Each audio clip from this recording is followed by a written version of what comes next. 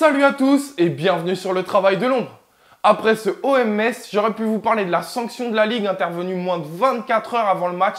C'est inadmissible. Alors, je suis pas là pour vous parler de ça, je suis là pour vous parler de terrain, pour vous parler tactique, mais j'ai pas pu m'empêcher de pointer du doigt cette sanction. Et j'aurais très bien pu vous parler également de ce qui s'est passé à Strasbourg, de ce qui s'est passé à Lorient. Je le répète, c'est inadmissible. La Ligue marche sur la tête et ne comprend rien au football. Maintenant, parlons terrain, où j'aurais pu vous parler de ces 6 buts marqués qui témoignent une complémentarité de plus en plus criante dans cette équipe, une solidarité également à l'image de cette offrande de Dimitri Payet pour Kostas Mitroglou. Où j'aurais pu vous parler également de ces 3 buts encaissés qui sont dérangeants. Alors, il faut le dire, ça récompense une belle combativité messine, mais c'est dérangeant. Dérangeant d'abord pour Mandanda, auteur d'une grosse prestation, d'une grosse performance, mais qui encaisse malgré tout 3 buts. Dérangeant pour le goal average puisqu'on était passé devant Lyon et c'est toujours intéressant. Et dérangeant aussi par l'attitude, le relâchement qu'en témoignent ces 3 buts encaissés. Mais j'ai vraiment apprécié la réaction des joueurs, la réaction du groupe insatisfait après ce match, insatisfait après ces 3 buts encaissés. Et ça, c'est vraiment intéressant. Mais j'ai choisi de m'attarder sur une arme de plus à notre jeu, ce jeu direct, ce jeu long.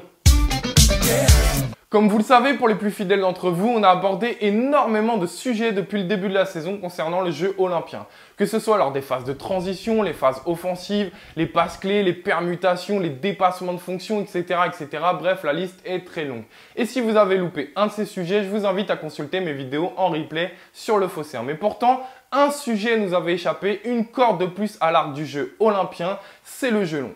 Et ce qui a si bien fonctionné vendredi face à Metz, c'est cette alternance de jeu court et de jeu long. Le fait qu'on amène de l'incertitude chez l'adversaire, le fait qu'on utilise toutes les cordes à notre arc. Et dans ce jeu long, évidemment, il y a plusieurs principes et notamment lorsqu'on est en danger et on va le voir avec cette première séquence. Rolando est pressé par le Messin et sous pression. Il va donc choisir l'option du jeu long vers notre attaquant de pointe qui est Germain et compter soit sur sa protection de balle pour conserver le ballon, soit sur une déviation ou troisième possibilité comme ici avec Payet et espérer récupérer le second ballon. Ça permet de se soulager de la pression, de l'amener dans le camp adverse et surtout de profiter d'une désorganisation. Ici, en l'occurrence, lorsque Thauvin reçoit le ballon, on est dans une position de 4 contre 5 avec des joueurs lancés. Le deuxième principe, lui, va être utilisé pour déséquilibrer l'adversaire dans la largeur. On va travailler avec une succession de passes courtes sur un côté du terrain pour fixer l'adversaire et son bloc équipe. Et par ce jeu long où on va utiliser une transversale, on va renverser à l'opposé pour, je le disais, déséquilibrer l'adversaire et s'ouvrir des espaces. Ici, en l'occurrence, Gustavo, Sanson, Bédimo et Payet ont enchaîné les passes courtes sur ce flanc gauche, ce qui a parfaitement fixé le bloc messin puisque vous pouvez le voir, tous les joueurs, ou presque, sont situés sur la moitié gauche du terrain. Et donc Payet effectue cette transversale vers Sakai pour tenter de trouver des espaces et plus de liberté sur le flanc droit. Enfin, troisième et dernier point qui va lui concerner la profondeur.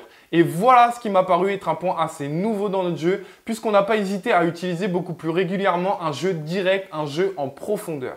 Une utilisation de la verticalité où on a plongé dans le dos de la défense Grenat et dévoré les espaces en profitant de notre vitesse. Alors évidemment, pour être efficace, il faut une bonne vision de jeu, réaliser le geste technique parfait et avoir une très bonne coordination avec l'appel de son coéquipier. Puisque petit rappel, c'est bien l'appel qui déclenche la passe et non l'inverse. Une chose est sûre, notre efficacité a été indéniable sur ce match puisque par 2 fois ce jeu long en profondeur nous a permis de marquer.